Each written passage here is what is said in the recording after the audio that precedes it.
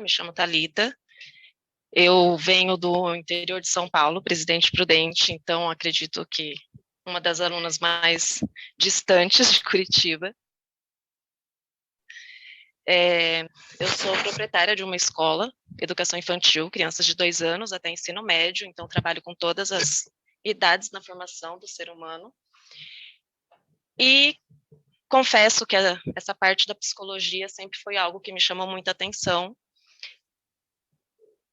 E venho querendo realmente, eu acredito que os nossos temas, eles acabam se encaixando muito com o que a gente foi vivendo e foi experimentando de acordo com que a gente foi estudando, nessa busca desse autoconhecimento. Então, eu vou fazer um trabalho apresentando para vocês o autoconhecimento através da psicologia corporal. A gente fez o estudo, né? Pode passar para o próximo, por favor.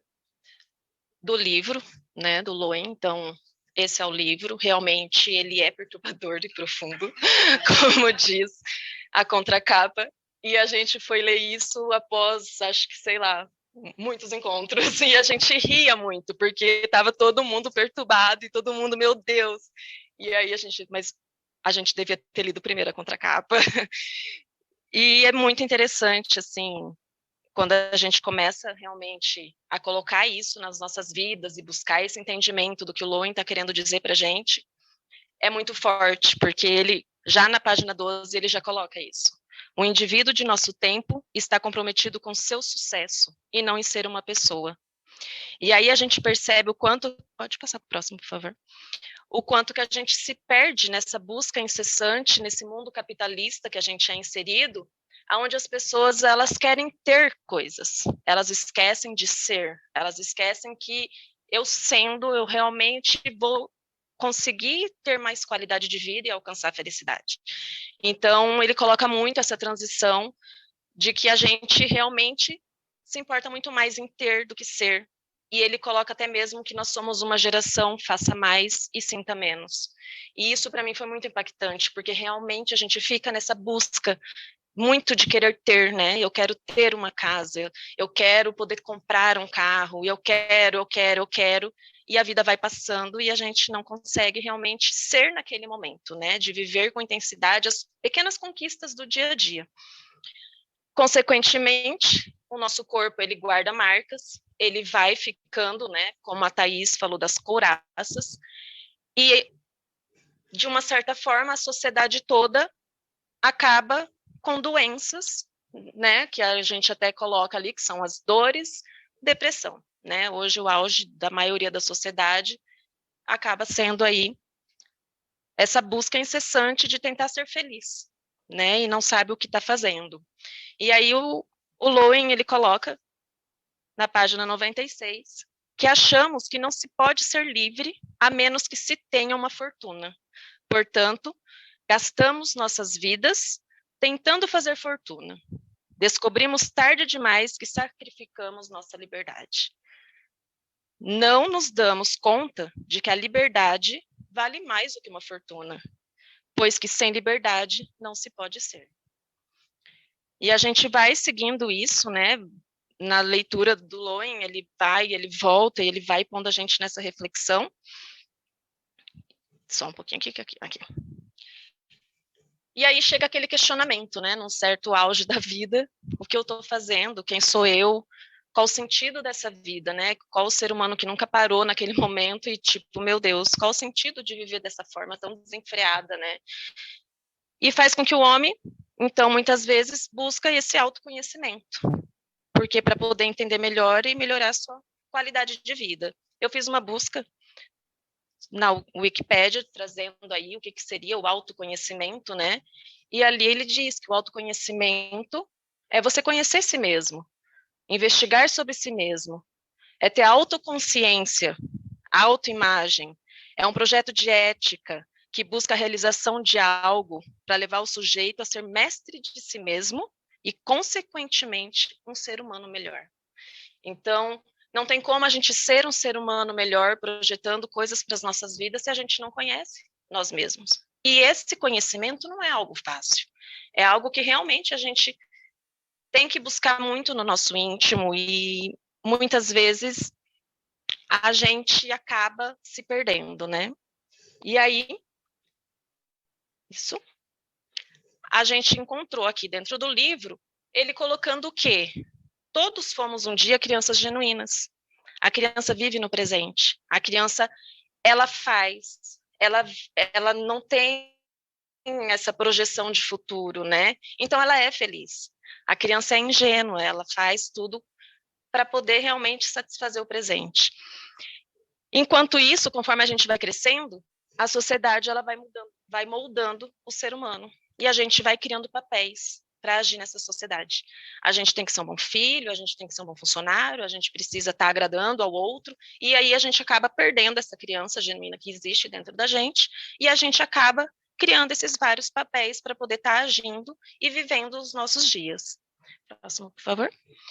E ali, na página 74, o Loen vai falar que são poucas as pessoas em nossa cultura que têm a coragem de ser si mesmas.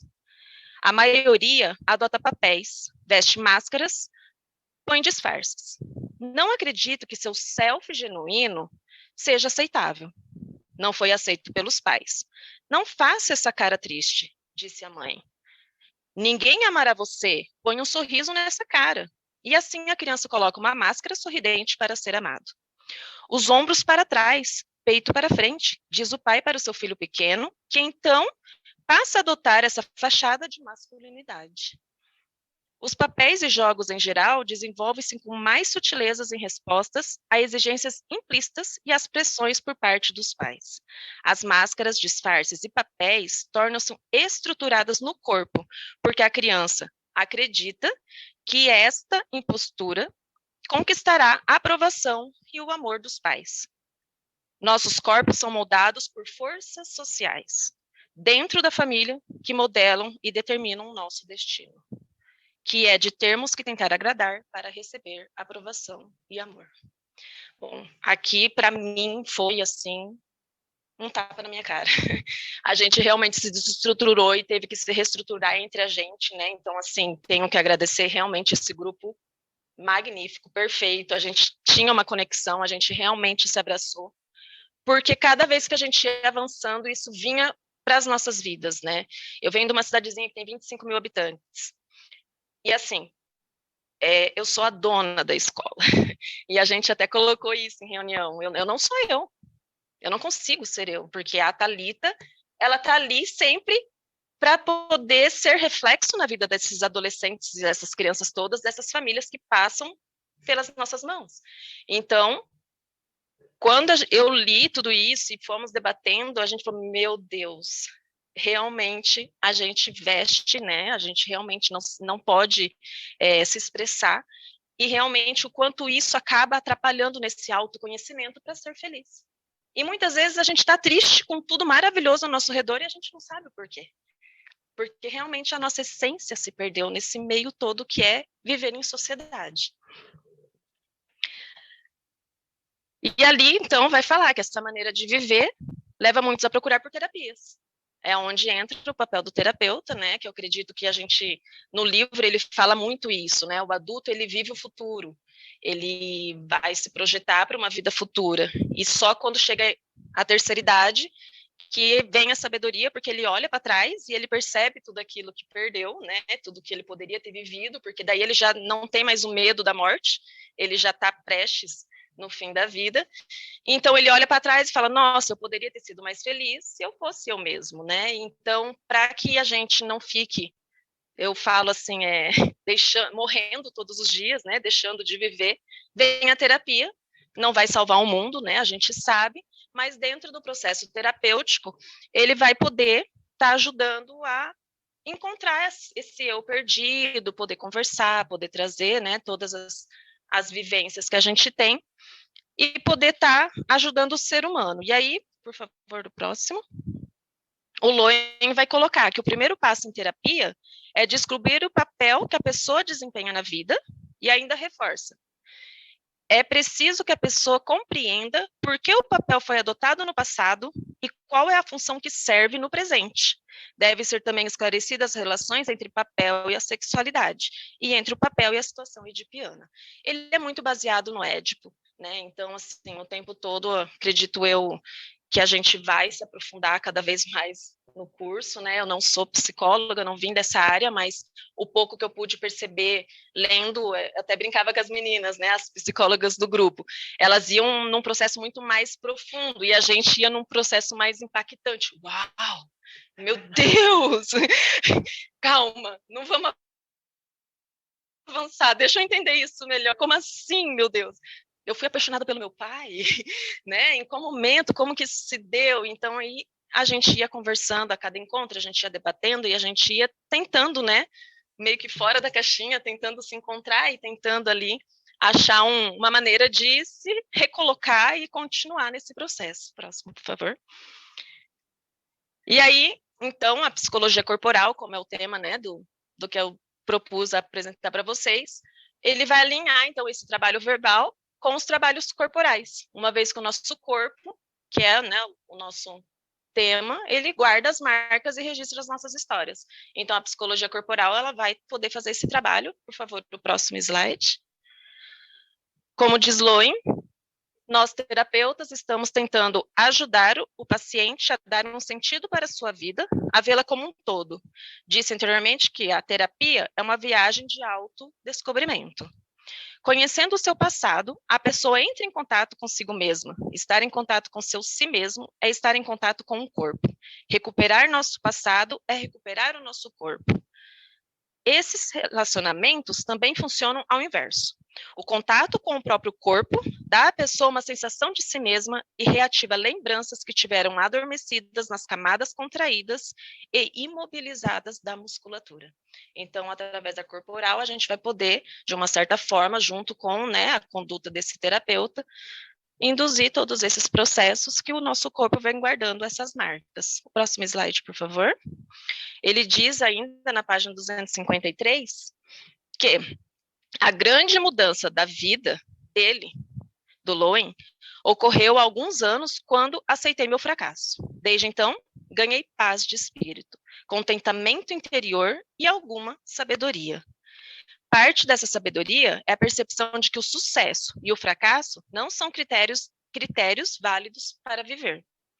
E ainda acrescenta: ao desistirmos do esforço para superar o destino, deixamos de lado nossa estrutura neurótica de caráter. E então pode emergir um caráter saudável que determina um destino diferente. E aí, para finalizar, eu gostaria de estar colocando essas duas passagens que, para mim, foram muito fortes, que quando a pessoa para de lutar contra o próprio destino, perde sua neurose, que é o conflito interno, e conquista a paz de espírito.